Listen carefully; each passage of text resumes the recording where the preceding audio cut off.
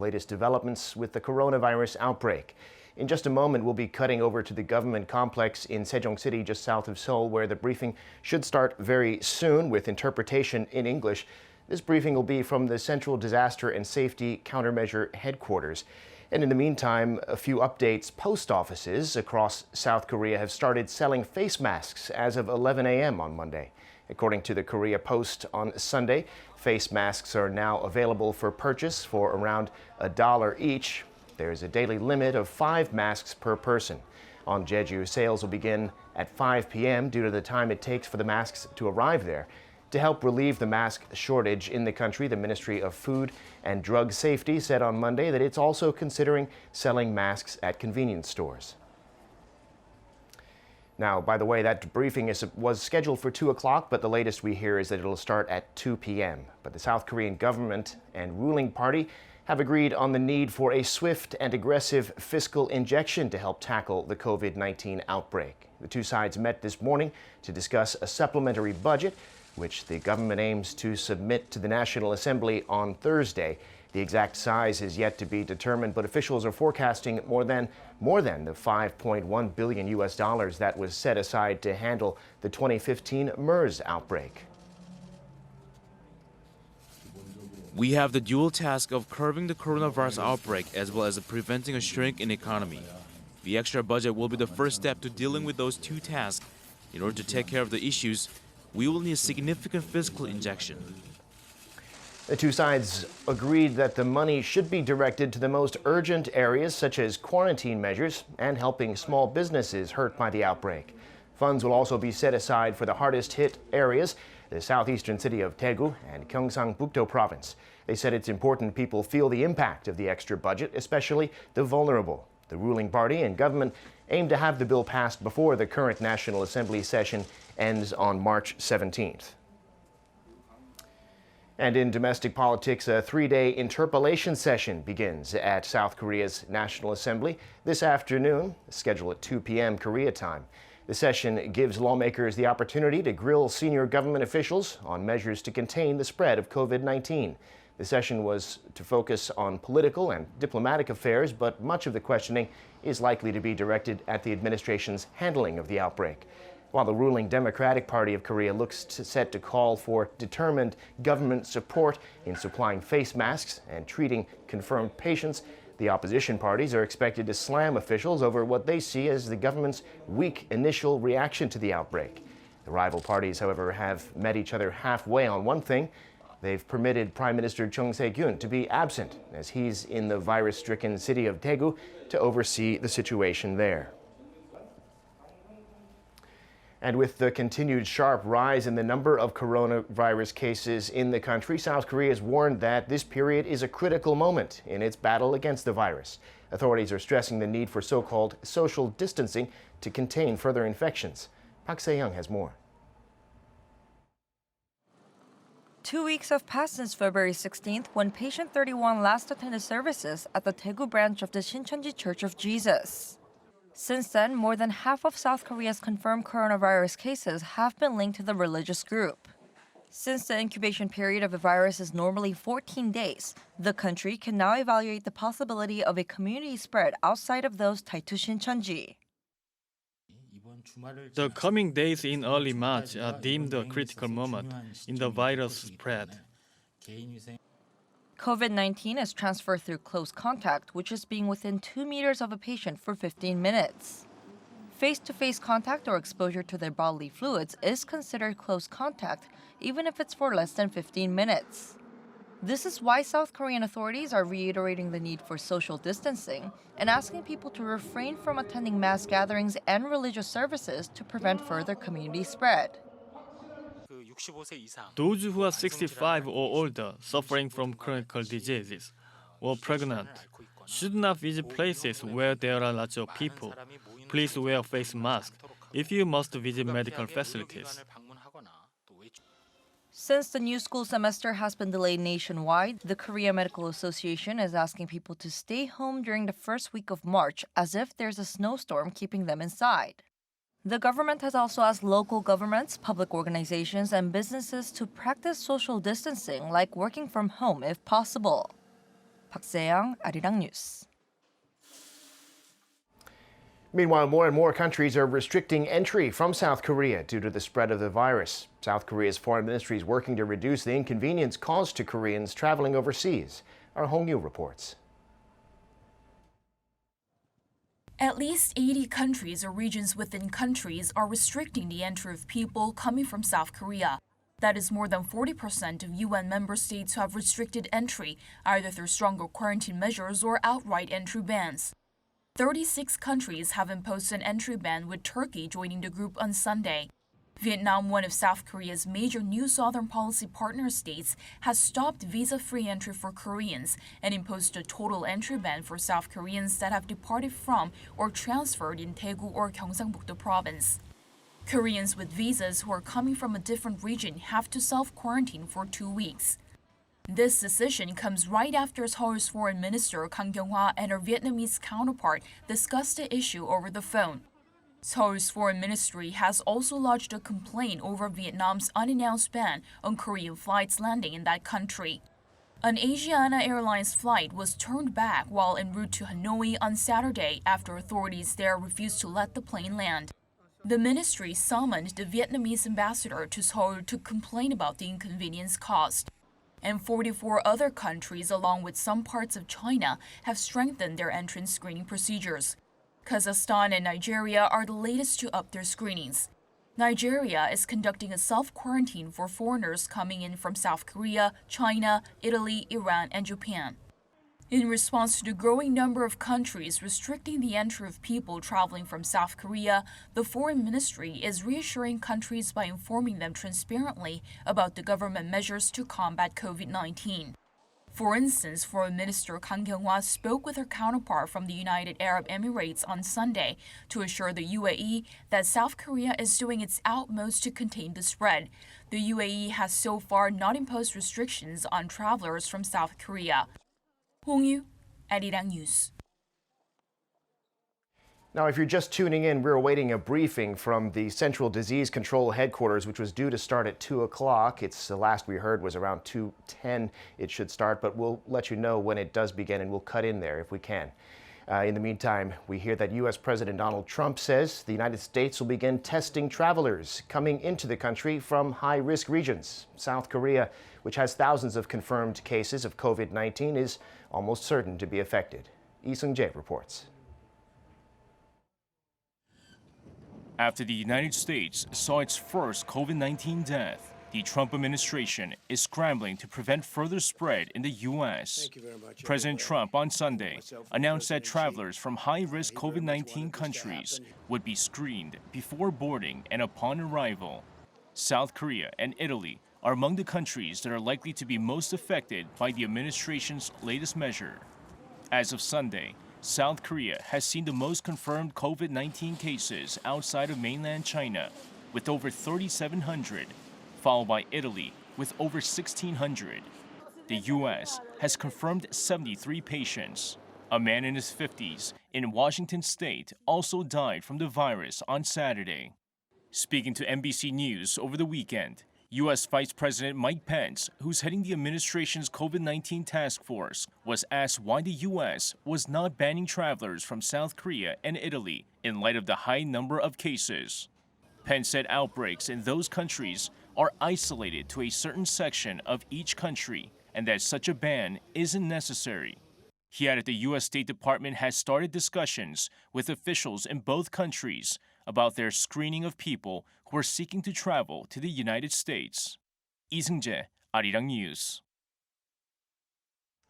And reacting to the growing number of countries imposing entry bans on people from South Korea, Seoul's Foreign Minister Kang Kyung-hwa spoke with her counterpart from the UAE on Sunday, asking the Gulf state to refrain from actions that could disrupt bilateral exchanges.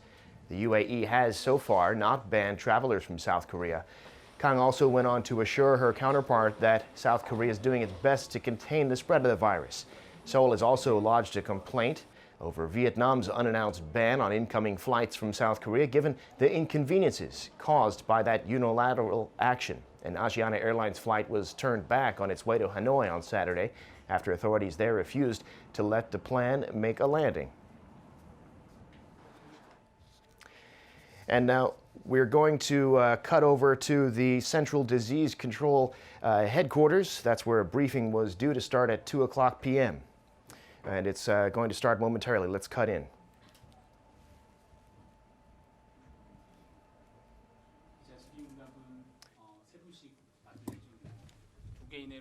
So, if you can say it very shortly, that would be appreciated.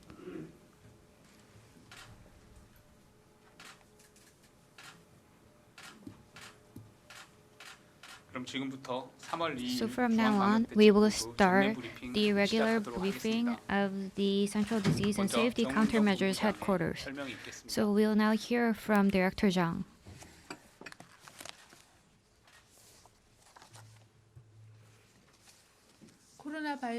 So this is the regular briefing with regards to COVID-19 cases in Korea. So as of 2nd of March, from actually the 4 p.m. to 0 a.m. of today, there has been an addition of 476 confirmed cases to amount to 4,212 cases. And as a reference, we are going to discharge 2 people today, and we had additional 4 cases of deaths yesterday, and today we have 4 more cases of deaths confirmed today.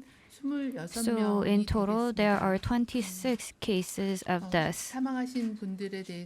So we want to pay our respect to the deceased.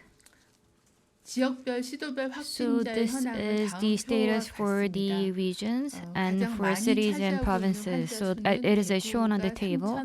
So the most number of cases come from Daegu at 3,081, and the next most is coming from Gyeongbuk province, which is 624. So if you look at the table, you'll be able to see the trend and the increase in the number of confirmed cases, and you can see that they differ by regions. So if I can tell you about the regional analysis, in the case of Daegu City, most of the confirmed cases are resulting from the Shincheonji church-related cases, and for the rest of the cases, they are configured or consisting of those related to the people who contacted those who were infected. And also in the Gyeongbuk province, a lot of the cases were related to the Shincheonji Church and also the Cheongdo Daenam Hospital case. And also there were cases that actually spread due to the pilgrimage and other group-related events. So if you look at the overall cases, the cases related to Shincheonji Daegu Church amounted to 57%. So we believe that we will be able to see some changes or get more accurate numbers when we make the comparison and through further analysis. And also, there were over 100 cases related to the overseas travel, and then we have some other categorization as well. And based on the results that we received, around 12% of the confirmed cases are coming from contacts with other confirmed cases. And then once we get the data, we will tell you about it more later on. So for the reporting statistics, we are accumulating it through the real-time accumulation so we can get the numbers for the patients. However, for the passive infection, we only gather it once we get the results of the epidemiology analysis. So it takes some time. That is why we are planning to tell you about it separately. So let me explain to you about some detailed statistics.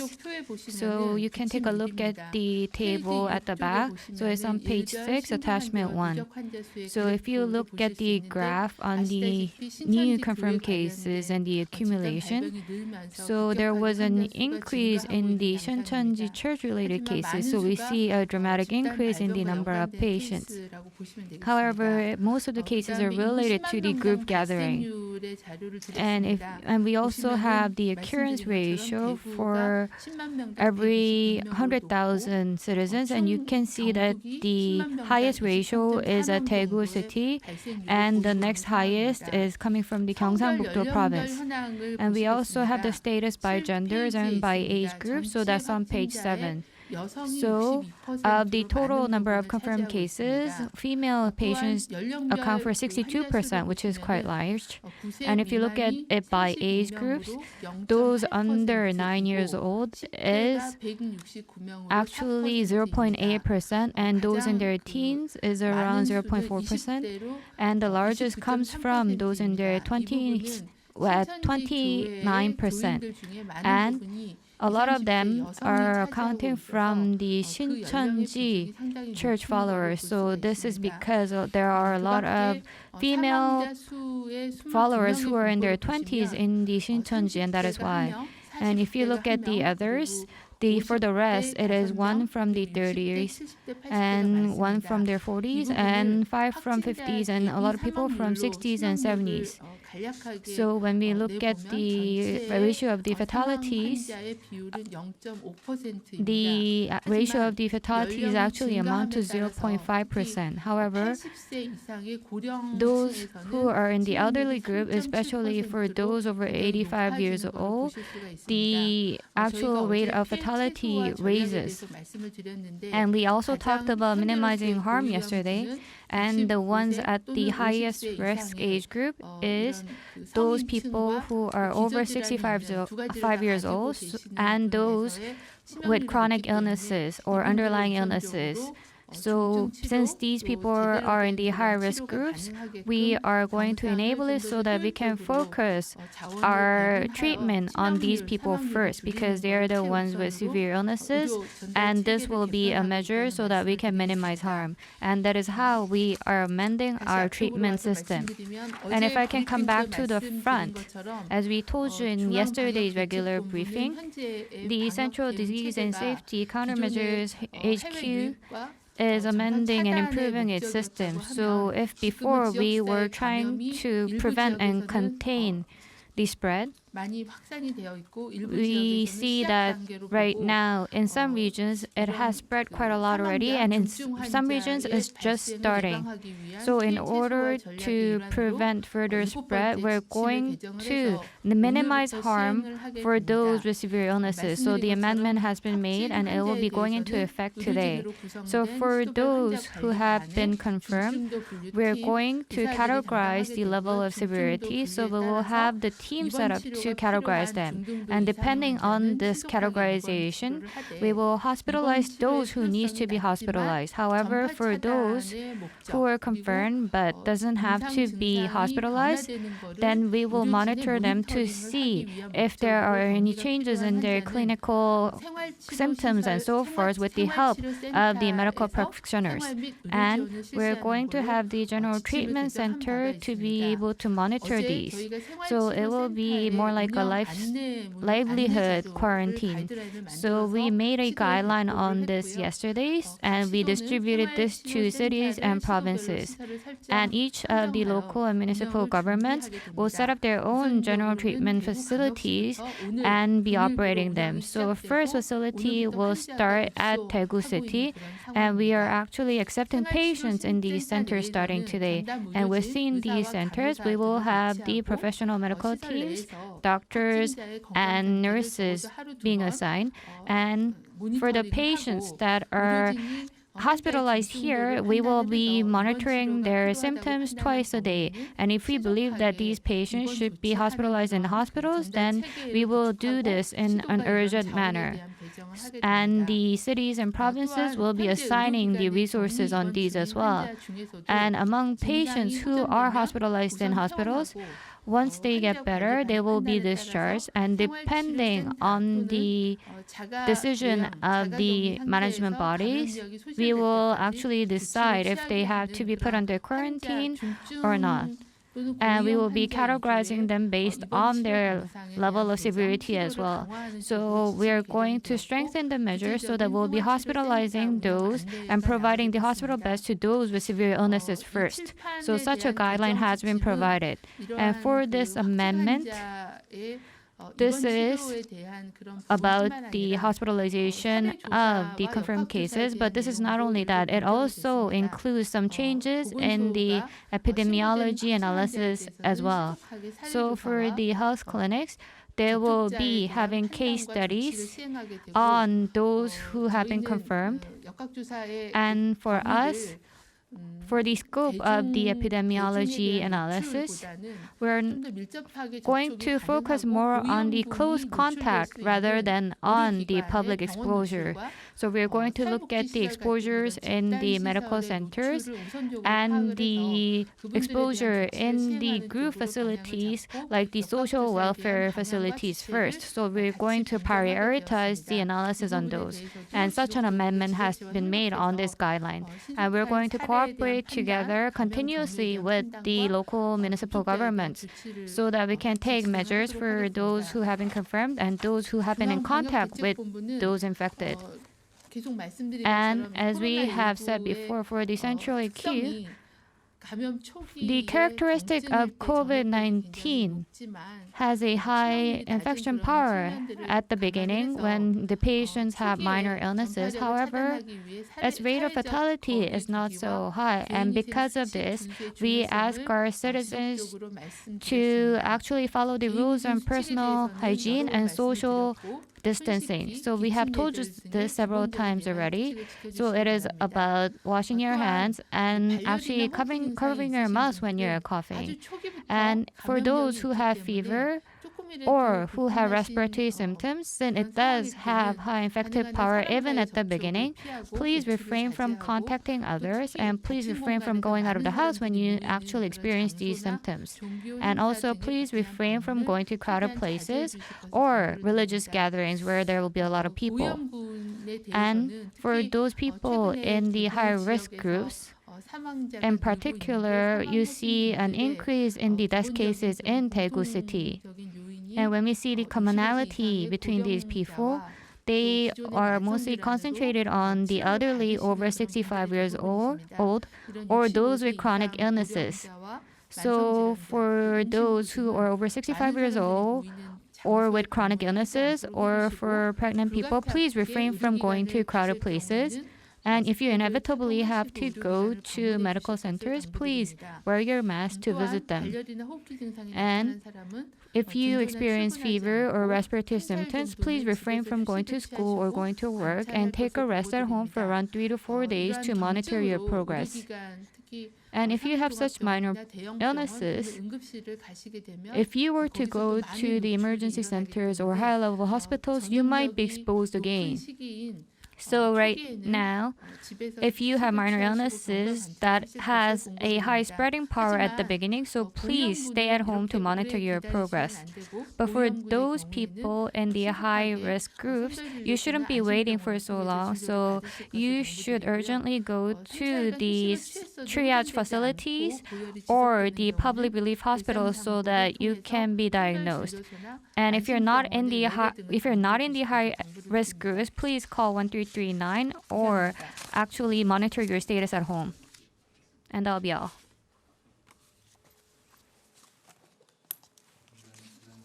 All right, that was Jung Eun-kyung, the head of the Central Disease Control Headquarters, and apparently no increase from the numbers earlier today in terms of deaths or the number of cases. But for now, that concludes our live coverage of the briefing. In our upcoming newscasts, though, we will have updates on all of this information along with in-depth analysis. Arirang News is the place to find out the latest on the coronavirus outbreak in South Korea. That's it from us for now, but we'll be back in just a little while at 3 p.m. Bye for now.